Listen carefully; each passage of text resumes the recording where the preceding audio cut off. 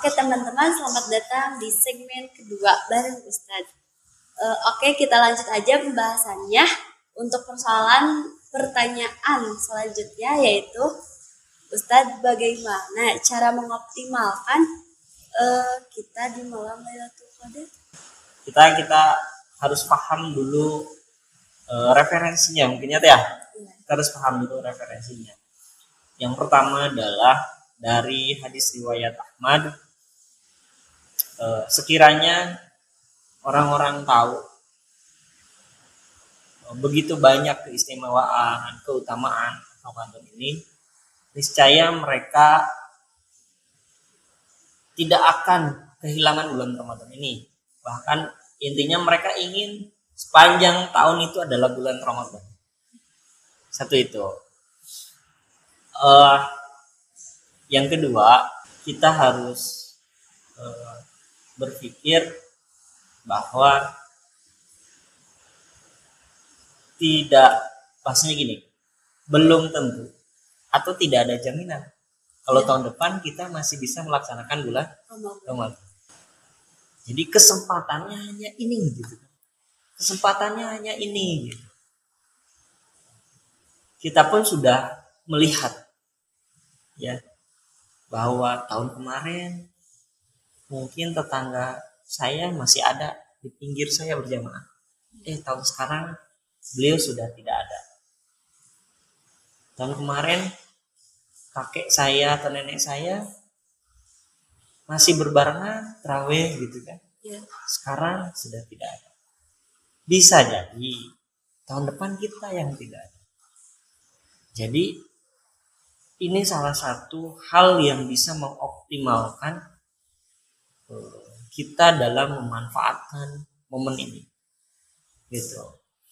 Dan satu lagi dikisahkan bahwa ada 3 hal yang diaminkan sama Rasulullah ketika Rasulullah itu naik mimbar. Jadi waktu itu Rasulullah mau naik mimbar. Ya. Ada 3 anak tangga yang Rasulullah naiki. Tangga yang pertama Rasulullah bilang amin. Tangga yang ketiga Rasulullah juga bilang amin. Tangga yang ketiga, tadi yang kedua, yang ketiga juga Rasulullah bilang amin. Para sahabat bingung ketika mendengar itu semua. Ketika selesai Rasulullah khutbah. Ketika selesai agenda itu, Rasulullah menyampaikan kepada para sahabat, malaikat Jibril itu berdoa, barang siapa yang tidak mendapatkan ampunan di bulan Ramadan ini, maka celakalah dia. Jadi kalau ada orang di bulan Ramadan ini terus dia tidak diampuni dosa-dosanya sama Allah, dia bakal celaka. Karena kesempatannya betul-betul besar gitu kan di bulan Ramadan ini. Kesempatannya betul-betul banyak. Peluang tidak dikabulkannya sedikit. Jadi itu pasti dikabulkan. Dan kalau orang sudah diampuni dosa-dosanya, aman. Free gitu kan? Aman. Dia doa apapun bakal dikabulkan. Surga sudah menunggu dia. Hidup akan bahagia, hidup akan tenang gitu. Aman semuanya. Makanya celakalah orang-orang yang bahwa di bulan Ramadan ini tidak mendapatkan ampunan. Jadi itu yang pertama. Yang kedua, malaikat Jibril berdoa, barang siapa yang menyebutkan nama engkau ya Rasulullah, tapi dia tidak bersolawat. Makanya orang-orang semua pada tahu ketika disebutkan Nabi Muhammad Sallallahu Alaihi Wasallam. Dan yang ketiga adalah barang siapa yang ketika orang tuanya masih ada, tapi tidak dijadikan peluang masuk surga, maka dia bakal celaka. Orang tua itu adalah pintu ya, peluang kita untuk masuk surga.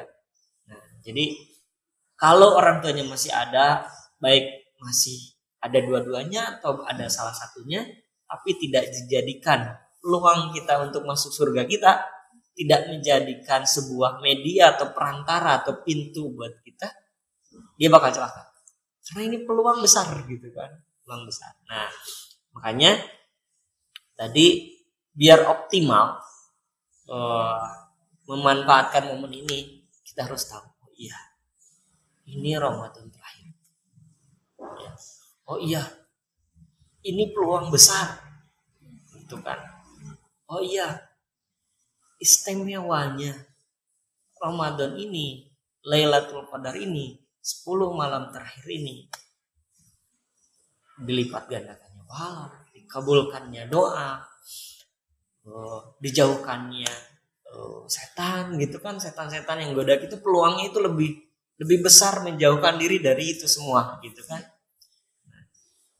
Dan doa-doa pun Masya Allah gitu kita kabulkan. Jadi dengan kita paham maksud dan esensi itu, dengan kita tahu ilmunya, kita akan optimal memanfaatkan ini. Ya, ini kalau ibarat makanan lezat banget gitu ya. Kalau ibarat peluang prestasi itu, wah. Kalau anak-anak sekolah bilang ini, wah, peluang beasiswanya, peluang masuk universitasnya mudah banget nih gitu. Ini peluang satu-satunya. Makanya harus tahu ilmunya ini. Jadi kita akan lebih optimal dalam memanfaatkan Lailatul Qadar ini. Itu teh. Langsung aja Boleh? ke pertanyaan selanjutnya. Boleh? Gimana caranya untuk mendapatkan malam Lailatul Qadar? Untuk mendapatkan Lailatul Qadar di season pertama tadi sudah ya, sudah dibahas. Tadi kita persiapkan diri, persiapkan semuanya, karena Lailatul Qadar ini tidak diberitahukan sama Allah malam apa, malam tanggal berapa, ganjilkah, ganjilnya yang mana gitu, kita nggak tahu. Nah, jadi persiapkan diri, maksimalkan semuanya, kondisikan semua, kondisikan diri kita, kondisikan keluarga kita untuk bisa berdoa di 10 malam terakhir ini dengan khusyuk dan tenang, sehingga jam berapapun datangnya, malam apapun datangnya, ini kita bisa mendapatkannya. Dan di situ Allah akan mengabulkan doa-doa kita. Di situ peluang-peluang kita berdoa sedemikian rupa itu bisa Allah kabulkan. Ya, kadang doa-doa itu mustahil buat kita, tapi buat Allah itu mudah. Allah itu maha kuasa. Allah itu maha kaya dan maha mengkayakan. Buat Allah tidak sulit, ya. Impossible is nothing, atau nothing is impossible, gitu kan? Kalau bahasa ininya. Jadi tidak ada yang tidak mungkin untuk Allah mengabulkan doa-doa kita. Ya, janji Allah itu nggak kayak janji manusia. Ya, Allah akan mengabulkannya. Makanya berdoa dulu sama Allah, ingin diampuni dosa-dosa kita. Kalau udah dosa kita diampuni, gampang. Gitu kan? Gampang. Terus kan kita juga punya dosa dengan sesama manusia, gitu kan ya? Bagaimana dong? Doa lagi di situ sama Allah. Doa lagi, ya Allah berikan kemudahan untuk saya meminta maaf pada orang-orang yang sudah saya zalimi, atau kepada orang-orang yang pernah terzalimi oleh saya, baik sengaja ataupun tidak sengaja. Berdoa lagi sama Allah, ya Allah berikan pintu maaf sebesar-besarnya kepada orang-orang yang pernah saya sakiti gitu kan. Berdoa terus gitu ke Allah, biar Allah nanti yang menggerakkan semuanya gitu. Nah itu teh. Jadi iktikaf di 10 malam terakhir, persiapkan diri, persiapkan keluarga dan semuanya. Situasinya dipersiapkan, situasi kondisinya kita semuanya persiapkan, dari perbekalan dan yang lain-lain. Khusyuk berdoa itu akan lebih optimal untuk mendapatkan malam Lailatul Qadar. Nah, ada hikmah apa sih di malam Lailatul Qadar itu, Ustaz? Masya Allah, hikmahnya banyak untuk kita. Kita sadar bahwa kita ini adalah manusia, ya, yang manusia yang kecil, manusia yang lemah, manusia yang penuh dengan dosa, gitu. manusia yang serba banyak kebutuhannya, baik kebutuhan dengan sesama manusia lain ataupun kebutuhan dengan Allah. Jadi kita sadar bahwa oh iya, saya ini lemah, saya ini sombong, saya ini banyak dosa. Di situ satu. Yang kedua, yang lebih dahsyatnya lagi adalah kita lebih yakin bahwa Allah itu ada. Kalau produk-produk ini yang bikinnya siapa? Anak-anak kan? Iya. Tapi bisa nggak anak Al-Farhan bikin Lailatul Qadar? Nggak ada yang bisa. Ya kan? Jangan kan bikin Lailatul Qadar gitu kan. Ya, intinya kita makin tahu kebesaran keesaan Allah dan kita makin tahu bahwa Allah itu betul-betul ada. Gitu kan? Betul-betul ada. Kalau kita dengar bahwa di malam Lailatul Qadar itu Allah turunkan Al-Qur'an dari langit itu, gitu kan? Kita berbicara langit. Oh iya. Langit ini nggak ada tiangnya gitu kan? Mungkin tidak kalau manusia yang membuat.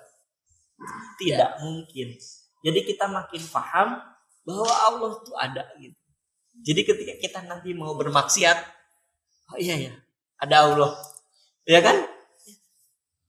Kalau kita mau berbuat dosa, oh iya ada Allah. Tadi di season pertama sudah dibilang, mau di sini, mau di sana, mau beda kota, mau beda tempat, Allahnya sama. Ya kan?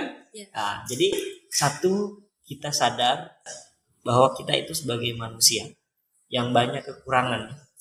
Dan kita akan lebih yakin lagi. Yang kedua tadi, kita akan lebih yakin lagi akan keesaan Allah, kita akan lebih yakin lagi keberadaan Allah. Ya, dengan segala kekuasaannya, dengan segala kebaikannya, segala maha-rahimnya. Di malam Lailatul Qadar itu Allah buka semuanya. Ya, doa-doa kita itu dikabulkan. Nah, ini jadi dan banyak lagi hikmah yang lainnya. Ya, hikmah yang lainnya kita bisa lebih bersabar lagi, kita bisa hidup tenang, lebih tenang lagi. Secara Allah memberikan momen, ayo kamu berdoa, gitu kan?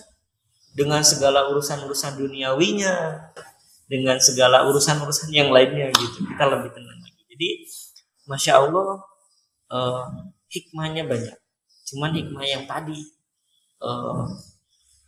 dasar atau hikmah besarnya itu paham posisi kita sebagai manusia dan lebih paham lagi bahwa Allah itu betul-betul ada.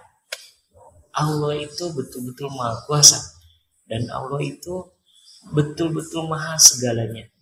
Sehingga di bulan Ramadan ini visi akhirnya, titik akhirnya kita dapat, yaitu la'allakum tattaqun, menjadi orang yang bertakwa. Iya, jadi menjadi orang yang bertakwa. Dan kalau sudah menjadi orang yang bertakwa, selesai, aman hidupnya.